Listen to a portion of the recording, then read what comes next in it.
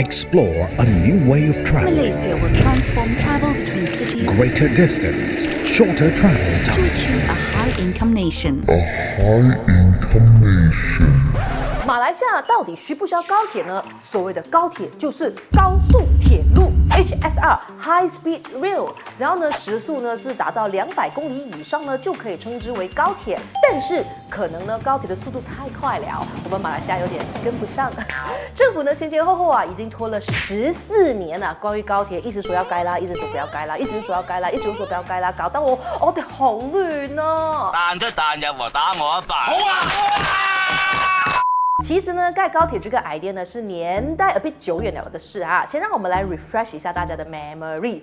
俗稱龍興高鐵的這個計劃呢，是在2010年由時任首相 Najib 所提起的其中一個 high impact project。Najib 呢，他就講還要蓋一條350公里連接吉隆坡啊，不是 ，sorry 是吉隆坡 Bandar Malaysia 和新加坡 Jurong East 的高速鐵路，總共有8個車站，成本要700億令吉，只要花90分鐘，你就可以從吉隆坡去到新加坡去吃他們甜甜的炒粿條，喝他們白白的巴古德，順德壞壞。然而呢，跟高鐵同期的這個 MRT、TRX 還有 ECRL 呢，都已經陸陸續續完工了，或者呢是接近完工了哈。唯有高鐵啊，還在未定之天，甚至可以說是一波三折啊！來，準備好你的衝浪板，我們一起來看看到底有多少個波折。2016年，納吉呢就跟新加坡簽約，信誓旦旦的說我要蓋高鐵。2018年呢，馬哈迪就翻臉說，可是我沒有錢哦，我們先暫緩啦。2021年呢，慕尤丁呢就跟新加坡說啊，我賠你3億毀約金，我唔玩了。2022年呢，伊斯邁沙比里呢就跑去跟泰國講說，阿伯我們從吉隆坡蓋到 Bangkok 去啦。2023年，安華再回頭再找新加坡，不如我哋重新嚟過。聽到這裡呢，你是不是覺得哎呀很心痛啊？哈，白白賠了3億，現在又要重啟高鐵，沒有關係，有人幫我們出了一口氣。有一位馬來西亞人呢，他就把前首相馬哈迪還有慕尤丁呢告上法庭，說呢政府取消高鐵啊，導致我們人民呢蒙受損失，他要政府賠償每一位大馬公民100萬。如果告得成的話呢，我們呢人人都是百萬富翁哦，高收入不是夢啊。好啦，回到現實啊，其實呢安華想要跟新加坡重來一次呢是有代價的，因為呢高鐵的成本呢已經從當初的700億膨脹到1000億令吉了。有的人就想說，喂，太貴了，不要蓋，不要蓋。但是呢，有人說啊，高鐵很帥很 atas，印尼也有高鐵嘞，我們馬來西亞不可以輸。OK， 稍安勿躁，我們今天呢，熒光筆 highlighter 呢就要用最理性科學的角度來跟大家整理一下高鐵的優點還有缺點。看完之後呢，再記得不要忘記留言告訴我們你是支持還是反對，好不好？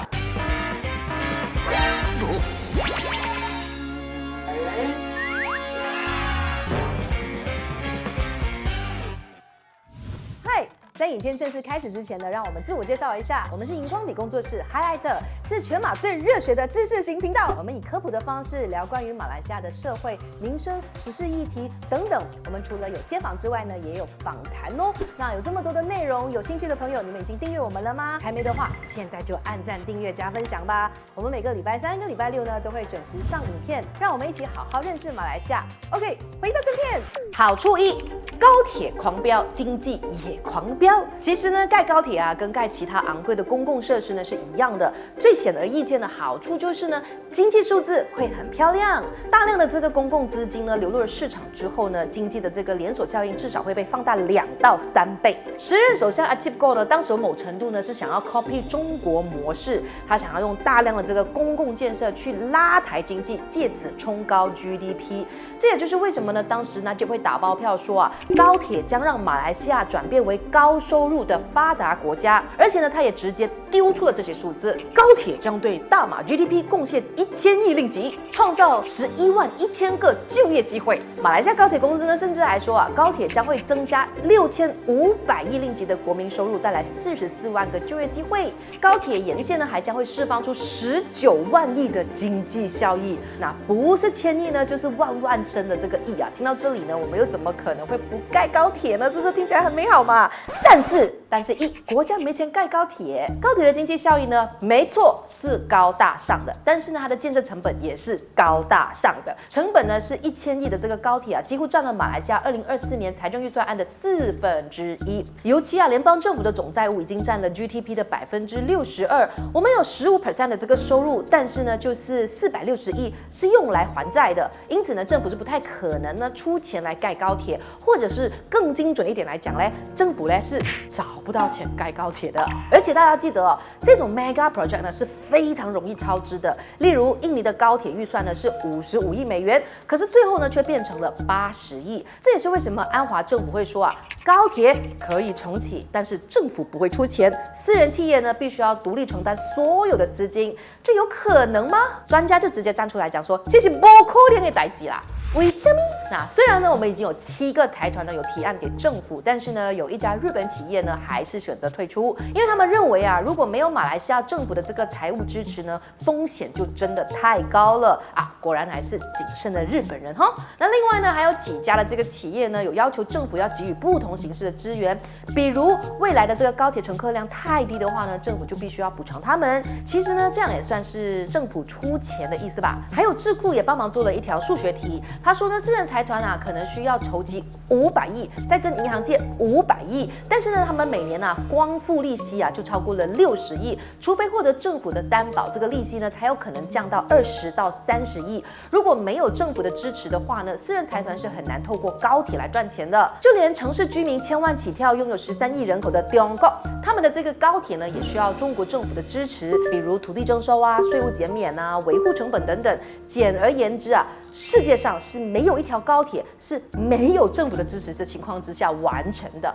那这不是我们讲的哦，是资料说的。好处2，成本高，社会效益更高。支持高铁的专家们就认为啊，我们不能够呢单用成本或者是盈亏来看待高铁，这太肤浅。那因为呢，高铁的意义呢，远远呢是大过于这个账面上面的数字。就像我们前面所说过的，高铁可以带动沿线的这个经济活动，比如说外资呢可以参与高铁站的房地产开发，该 hotel 啦、该度假村啦、该主题乐园啦等等。政府呢还可以沿着这一个高铁呢设立新的这个经济特区或者是工业园区，借此来推动产业的升级。到时候呢，每一个高铁站都会是新的一个经济热点。所谓人人有工作，企业有钱赚，政府有税收，中高 GDP， 国泰有民安啊！怎么这一段听起来呢这么像政府的宣传广告呢？总之呢，这些社会效益啊，早就弥补了高铁的支出。诚如中国学者所说的，修高铁的这个初衷啊，本来就不是为了要卖票而赚钱的事儿。但是卖票赚不了钱，营运亏损谁买单？根据估计啊，龙兴高铁的这个年运量呢，将近2200万人次。不过呢，反对者却说呢，吉隆坡和新加坡之间的这个航班座位数啊，只有490万而已，怎么可能有2200万呢？也就是说啊，客运量被高估了。我们的人口真的可以支持高铁的运作吗？其实呢，国外就有研究显示啊，高铁的这个营运利润呢，跟人口密度呢是相关联的。我们来看看这张图啊，密度最高的日本 JR Central 利润相对是最高。至于呢，龙兴高铁的这个国际线啊 ，profit margin 也还可以，因为呢，新加坡加吉隆坡的人口密度还算是高的，但是人口稀疏的国内线却在末端，利润呢是岌岌可危。当然，这个全世界的高铁呢都不能够单凭卖票的收入来生存的，他们都必须要透过其他的这个商业活动，比如零售或房地产，才有可能会撑得下去。不过呢，哪怕已经是非常努力的去用其他的方法来赚钱了，还是有很多的高铁呢是陷入财务危机的。比如高铁的鼻祖，通车近60年的日本新干线，早期呢也是一直的亏损啊，必须要靠日本政府补贴才存活了下来。2007年投入服务的台湾高铁呢，也是差一点点破产，直到政府插手帮忙，甚至呢连中国人呢傲视全球的这个中国高铁，目前呢也是陷入了超巨额的债务当中哦。18条高铁有12条是亏损的，总债务呢猛增到6万亿人民币，也就是呢39000亿令吉，每一年光是利息啊就要烧掉这个2000亿人民币哦。所以呢，我们必须要做好心理准备，高铁营运之后呢，我们随时会陷入财务困境，到时候呢，联邦政府就必须又要买单付钱啦。不过呢，我们也不是第一次遇到这样的事情啊，好像有点关了是吗？对对于这种情况啊，我们经验可是丰富的很啊。比如90年代开始通车的这个吉隆坡 LRT 还有 Monorail， 才通车没几年啊，财务就出现了问题，客运量又比预估低太多，结果呢，联邦政府就只好摸摸鼻子帮他们买单，接管濒临破产的 LRT 还有 Monorail 公司。所以呢，我们只能够祈求啊，历史啊，你不要再重演了好吗？好处3。中国高铁经济学沿线造新城。那其实呢，高铁站最值钱的呢，不是那个 station， 是那个周围的土地。只要有高铁站呢，沿线的这个土地还有房地产呢，都会飙高。这也是中国典型的城市化战略。本来空无一物的这个荒芜之地啊，只要盖了高铁站，财团就会开始收购周围的这些土地，围绕这个高铁站呢盖房子。套一句马来西亚发展商最喜欢说的 ：“A new township in the making, your future is here。”这就是为什么纳吉时代的高铁站呢，大多数都是为了配合盖房造镇而建设的。而高铁呢，明明八字都还没有一撇啊，可是呢，就有很多的这个财团啊、developer 啊，早就去收购了土地，先囤地再说。甚至呢，有一些财团啊，囤完地之后呢，还不断的去说服政府呢，你快点啦，快点去盖高铁啦，甚至为他们设立新的这个经济特区。而另外一种情况就是呢，政府自己也收购土地，政府也当 developer， 用土地呢，还有这个房地产开发的利润呢，来养高铁。现在你知道为什么哪怕是高铁破1000亿，还是有一堆财团要跟政府提案了吗？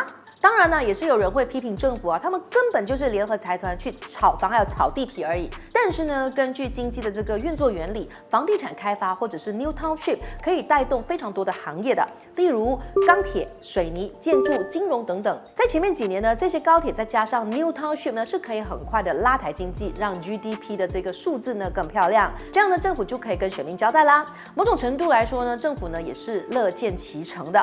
但是3，新城变鬼城 ，New Township or Ghost Town。根据研究啊，很多的这个中国高铁站呢，都规划在离市区很远的地方。Why？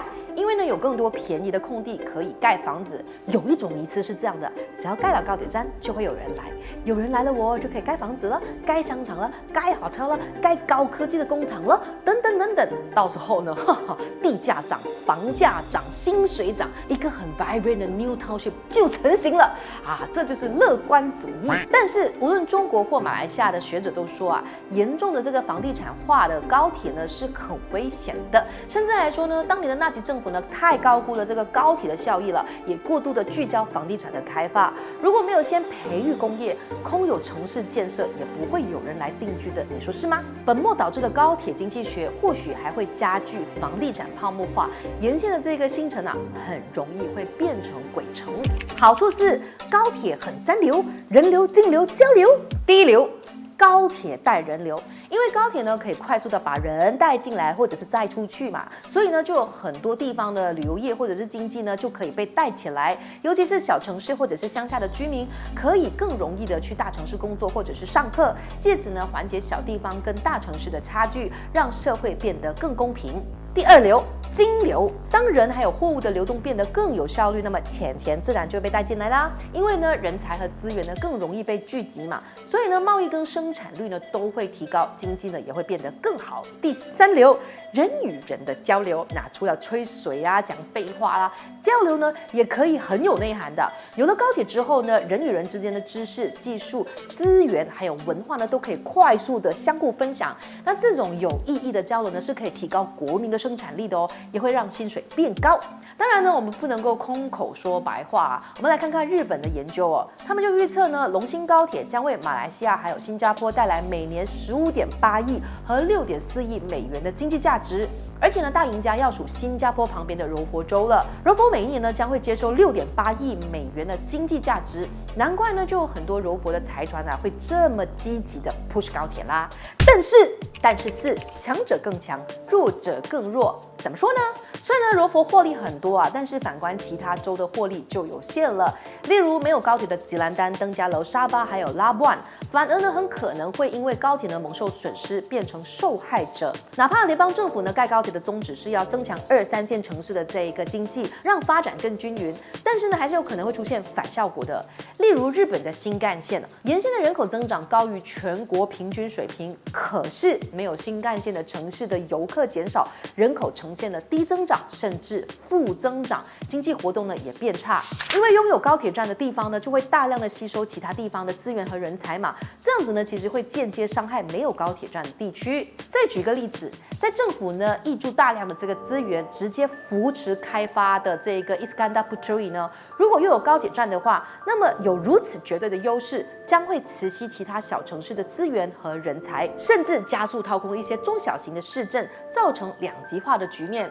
而且呢，这种情况啊，也不局限于国内哦。有人说，因为马来西亚的薪水、币值还有工作前景没有新加坡好，所以啊，可能盖了高铁之后呢，将会诱使更多的马来西亚人出走到新加坡工作，间接加剧了我们人才的外流。长久下来呢，两国的经济差距就会越来越大，越来越大，越来越大啊！我们之前呢做过一支影片呢，是讲到说马币跟新币的距离是怎么样从1:1变成现在这样子的越走越远。还没有看的朋友，记得点来看哦。好，回来我们再来看回日本的这个研究啊。虽然呢这个图表显示呢，高铁让马来西亚整体获利15.8亿，可是你们有看到细节吗？细节藏在不是魔鬼藏在细节里。我们的这些成长啊，都是集中在服务业。反观近期政府一直要 boost 这个电子制造，还有一般的制造业啊，都出现了负成长。槟城、雪兰莪还有柔佛都伤得很重。因此呢，研究也提醒政府，你必须要慎防这个情况。在马来西亚还没富起来，就先去工业化的问题会再次重演。你还记得去工业化让马来西亚陷入低薪的原理吗？又要提醒一下，我们之前做过一支影片，为什么马来西亚的薪水这么低哦？如果你还没有看的朋友，又去点来看。好处5，便宜又多元的交通选择。OK 啦，前面讲的东西太 heavy 了，知道？那我们现在来一点 light 的咯 ，OK 吗？那有一个说法呢，就是高铁可以提供民众更多元的选择。如果我们有了这个 Express Bus 啦，有火车啦，有飞机啦，又有高铁，那么商家之间的竞争就会变大，票价呢就会被压低，到时候我们消费者才是赢家。但是海陆空都赚不了钱的三输局面啊！其实呢，目前政府呢正在升级南马的这个双轨列车 ETS， 虽然速度呢还是没有办法跟这个高铁比啦，但是呢成本低很多，对消费者来说呢票价也更低，更实惠。所以呢就有人说啊，如果选择过多，放任竞争，可是呢彼此的这个客运量都不高，那么最糟糕的结果就是航空公司、高铁、火车，大家都分不到这片蛋糕，大家都赚不了钱，甚至倒闭收场。但是，好了，没有但是好了，来，我们来结论了。那听完了高铁的5个好处，还有5个但是，你的心里有没有答案呢？反正呢，高铁并不像马哈迪所说的浪费钱又毫无益处。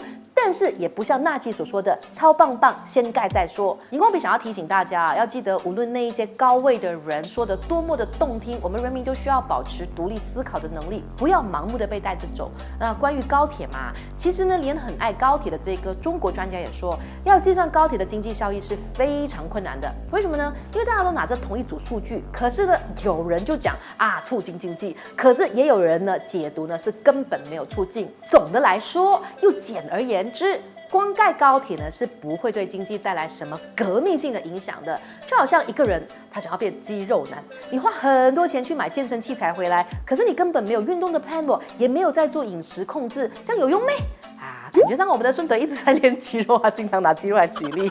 所以呢，高铁也是一样的，你必须要有其他的政策还有资源呢相互的结合和匹配，才可以发挥作用。不然呢，我们也只是买了一个很贵的玩具回来摆而已。好，不知道看完这一集之后呢，大家有没有想法啊，想要跟我们交流啊，提出你们的看法？因为我一直都觉得呢，我们荧光笔的影片下方的留言区呢，基本上可以做另外一集影片，里面实在有太多很厉害的人了，所以我们整理了这个各个不同的角度，给大家看到好处与坏处和更任何的可能性。如果有一些我们没有 cover 到的角度呢，都欢迎大家在下方留言，跟我们一起讨论哦。好，我们是每个礼拜3跟礼拜6的都会上在一支跟马来西亚有关的影片的荧光笔工作室。如果你喜欢我们做的影片的话呢，以实际的行动支持我们，可以帮助我们走更远哦。只要每个月1杯奶茶的钱加入会员，那我们就可以制作更多呢你们想要看的影片给大家啦，来一起促进马来西亚的进步。那当然你也可以 follow 我们的这些 social media。好，我们下一支影片再见，拜。